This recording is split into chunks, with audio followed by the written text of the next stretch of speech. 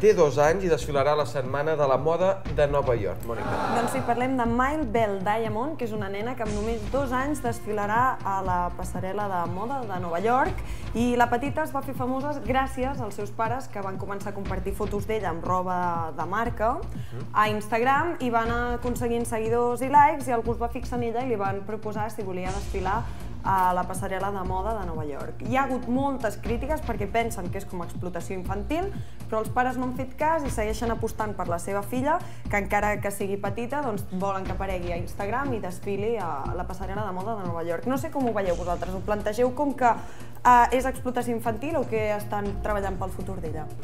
Jo crec que és massa petita, no? Potser la nena només vol jugar i la fan desfilar en aquest lloc i no vol. No sé. Jo crec també que és una mica d'explotació infantil.